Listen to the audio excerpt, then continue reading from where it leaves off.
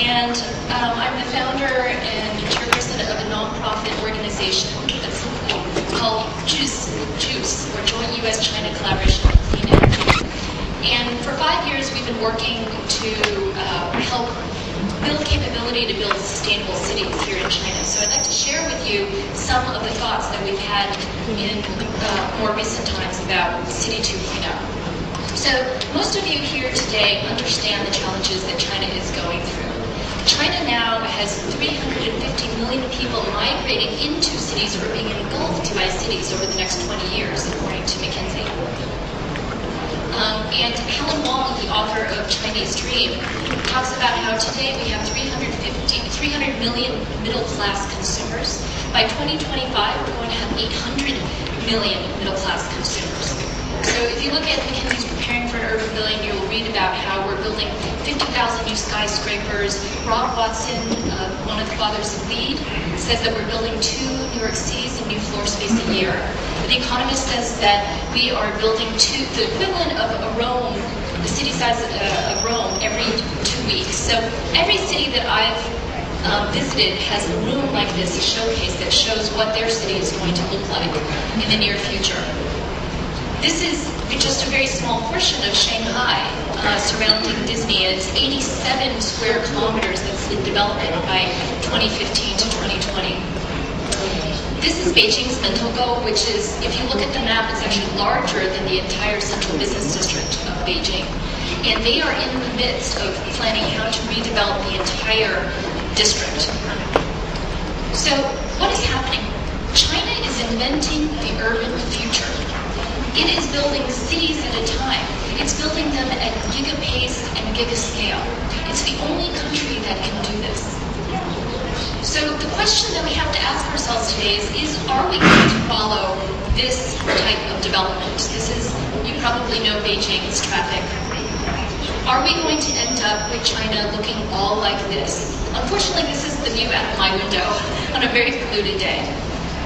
But I have hope that we can build a better China. I have hope for my children that they will live in a better China.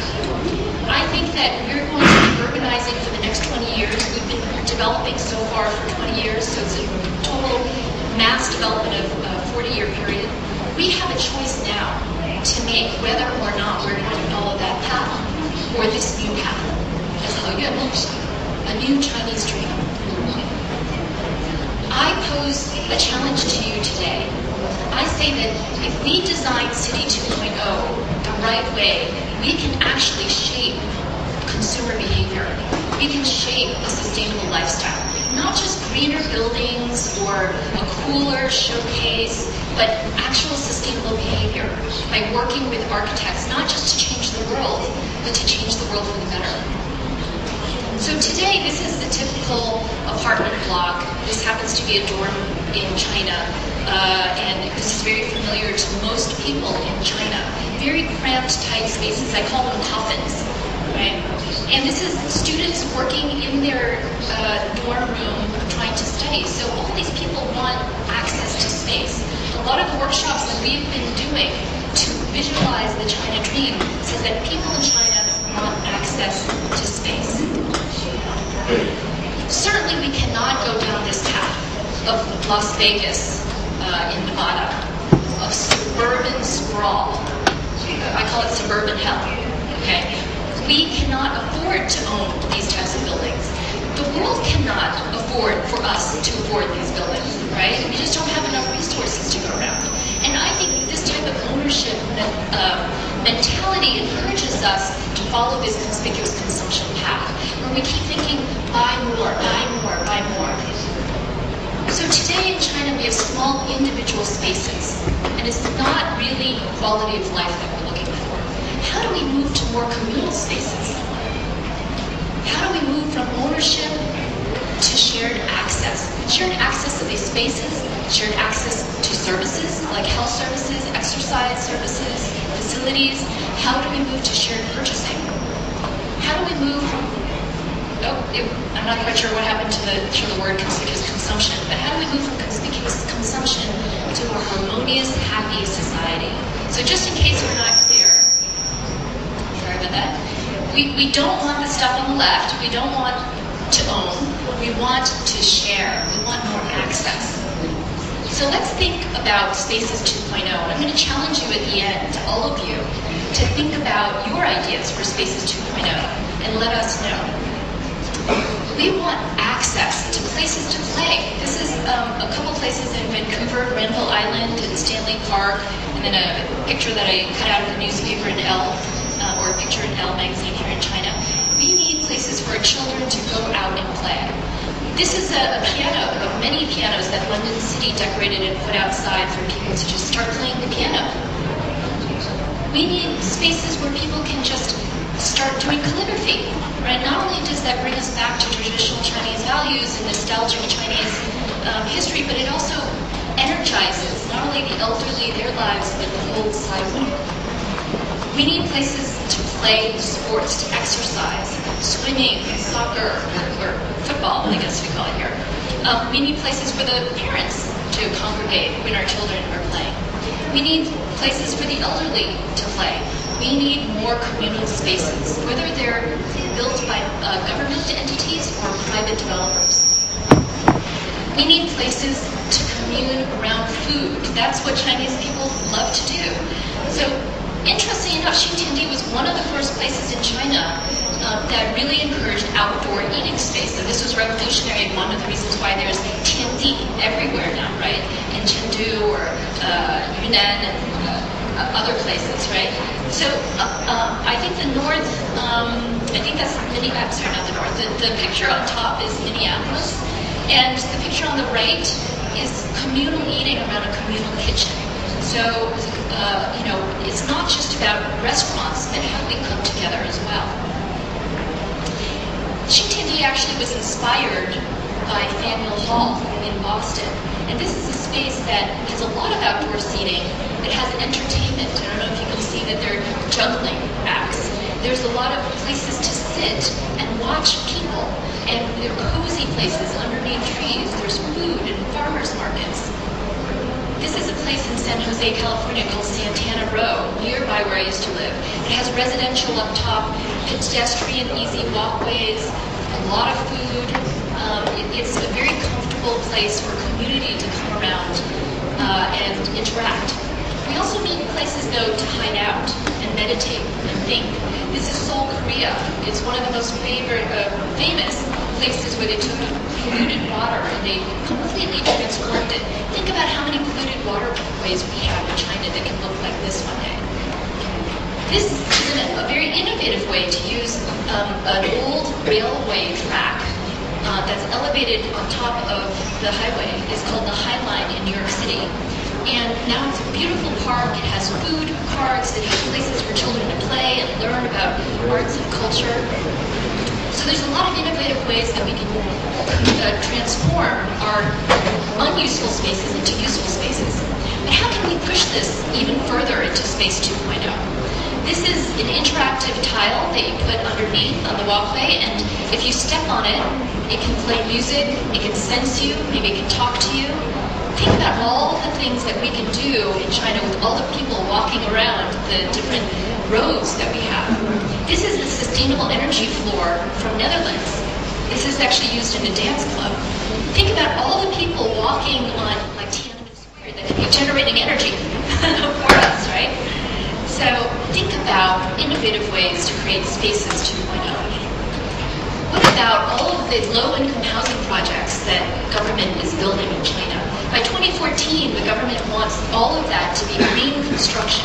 Well, I challenge them not just to make it green construction and energy efficient, but to think about how we can make the migration from rural areas into cities more comfortable, more inclusive. There's 58 million children left behind in rural villages taken care of by their grandparents while their parents go to Shanghai or Beijing to look for better jobs, and they're typically separated. What if you had whole floors of low-income housing projects that shared facilities where all of the families shared childcare, shared cooking responsibility? Think about different ways to actually structure the low-income housing projects or with college dorms so that the community can enable and support each other for a better lifestyle. What about shared purchasing? that can reduce cost, it can reduce waste, and the cost of transportation. Sorry, this transportation got cut off here. This is a vending machine. Okay, I'm challenging you here to think about vending machine 2.0. This is a vending machine in Japan that you can buy bulk rice. Okay, so imagine if every single apartment had this in their apartment or dorm, etc. If you buy in bulk, you know you reduce packaging. It's cheaper for everybody. A lot of dried goods can be sold this way. What about eggs? This is the Japanese, I love the Japanese vending machines. This is a Japanese vending machine for selling eggs. What about fresh fruit? Rather than frozen foods or junk, drinks, what about bananas and carrots? What if we challenged all the consumer companies to design products so they were sold in bulk, but there were many vending machines, right? So that residences and apartments could share them. Right? And everybody can benefit from lower costs. Let's think about malls. Okay, today there are, I think, 3,000 malls across China built just in the last 10 years. In the next 3 years, we're building 800 new malls. Half of the construction of malls in the world are being built in China. Okay, that's 15 million square meters of malls being built. That's really scary. Most of you have heard of the ghost malls, not just ghost towns, but ghost malls, right? You walk in, I won't name any of them, but I'm sure you've been in them where there's no customers and just a lot of shops and a lot of empty storefront. What if we were to redesign this space so that it was community spaces? This is the Mall of America in Minnesota. It's the largest mall in America. And not only does it have on the left upper corner the regular types of shopping stores, but on the upper right, Lego has a whole play area where you can just sit there for hours. Believe me, I have with my 7 and 9-year-old boys. You can literally sit there for half a day and build Legos, right? And there's a lot of green space, a lot of live trees inside where you can sit and eat and commune. There's a whole amusement market here, right? There's a whole, water shoot, roller coasters. It's amazing. You can spend literally 2 or 3 days just in the mall alone. What if we challenged them and said, mall people, you have to have people recycle clothes, recycle the appliances that you buy in these malls, recycle the toys. Uniqlo has recycled 10 million pieces of clothing, I think since 2006, they said, right, in their recycle clothing program, and then they give it to charity. They refurbish it and give it away to charity. What if the malls were the places where you can expect to bring all this clothing and toys and appliances back and computers? What if we said to all the luxury goods, all the Pradas and Louis Vuittons, don't just sell expensive stuff to us. Work together to create joint cultural education spaces where we can learn traditional values through calligraphy, where we can learn how to have manners and etiquette, refinement, right? Something that promotes the timelessness, the high quality of your brand, but it also serves a public purpose in the mall. Now, let's think about what China is doing with metro stops, with subway lines. Did you know that we have just committed 800 billion RMB to build new subways? Right, 25 new cities. By 2020, we'll have 4.3 times the amount of subway lines that we have today. Where I live, there's not only going to be one line that intersects there, there's going to be 3 lines that intersects there just in a few short years. So I'm excited about this. But what I don't want is just meaningless transportation, like People Square. Just go in there. I don't need a wedding dress. I'm not going to go into that huge area with all the bridal goods, right? I don't need barrettes. I want it to be more useful to me. I don't want it to be like Putasway, where it's just, again, I exit and then I look at these signature showpieces, which Rob Watson likes to call phallic symbols. I want it to be a place that I can live, I can interact with the street.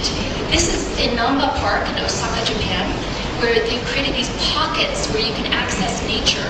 You can have stores, you can live there, you can commune, not just go there for work. This is Wujianglu. Probably a lot of you know Xiaoyang Zhenjiangpao, which is probably most well known for. It's a food pedestrian street. Okay, now in the day, they have stores. On the weekends, they'll have this filled with booths, like a farmer's market. And every night, it becomes a dog park, right? For people who own dogs, a lot of the elderly come out. And it's a really wonderful place with a lot of seating areas. Right? So what if we had these on top? There's like 2 or 3 subway exits right here. Okay, one of the reasons for its success. There's residences right above. There's a gym, a fitness gym, right in the center. Let's push it further, even further, the subway stops, the metro stops. This is Tesco. They're in South Korea, a virtual mall in a subway. Okay. Stores, hoping to blend into people's everyday lives. Our first try was subway stations. Although virtual, the displays were exactly the same as actual stores, from the display to the merchandise. Only one thing was different. You use smartphones to shop. Scan the QR code with your phone, and the product automatically lands in your online cart.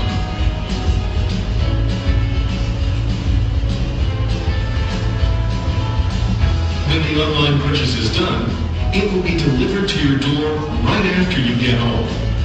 People can relax more after work and on weekends. I don't know about you, but I think this rocks. Okay, it just shows you the innovation. Yeah, I mean, good for Tesco, right? It just shows you the amount of innovation that we can come up with if we think completely differently. Okay, so the problem, though, is that we need to visualize this so that the mayors will want to build the cities this way, so that the master planners and the developers can copy it more easily. We need to rethink the cities, we need to visualize it, and we need to build the capabilities to actually build this way. One of the programs that JUCCCE runs is government training for mayors and central level officials underneath the central organization department. So we work now with 3 of the training academies. This is a class of 40 mayors where we brought in the former deputy mayor of London to talk about the London Climate Action Plan. We bring in solutions like eco-heritage tourism or Senkario. Next year we're going to start something called climate resilient city design. We talk about anything that is required to build sustainable cities, and we bring it directly to the people who will implement these ideas. Right? We bring them to places like the first ever peat bottle recycling plant in China. This happens to be in Beijing. We'll bring in people like the U.S. Department of Energy or McKinsey to come and show zero energy building spaces. But we need to visualize it for these people to say that they want it in the first place. Okay?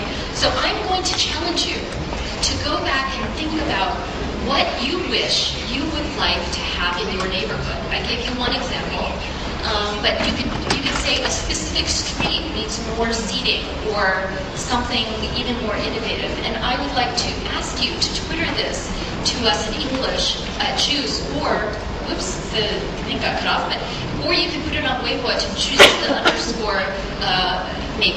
中美清洁能源合作组织. Okay, that's our Twitter, that's our Weibo address, or weibo.com/JUCCCE, JUCCCE. I'd like to ask you to think about best practices around the world or around China that you've seen, and share them with us on Twitter or Weibo at JUCCCE. Both are at JUCCCE. One of the programs that JUCCCE has been working on is to create consumer behavior change. And we think that to change behavior, you need to create habits. You need to change your habits. And to do that, we need to create social norms. To create social norms, what we're doing is reimagining the China dream. We don't want to be blindly following forever the American dream through media or advertising. I think it's time that we take our own values, our own modern urban realities, overlay them with the traditional Chinese values that are almost, very sustainable in the first place, and visualize this new China dream. So I invite all of you to participate in our workshops, which we're doing with Tongji University and other partners from Netherlands. is doing a class at Tongji University. Su Yun-sen, who is speaking a little bit later, is also doing a class. And we're doing a series of these workshops, bringing in storytellers like Ogilvy and Saatchi and Edelman. And then what we're doing is we're bringing in sustainability experts like architects. And then we're bringing in culture experts. And we're mixing them together to visualize this country. So I welcome all of you to contact me later, PeggyLiu@JUCCCE.com, and participate. Thank you very much.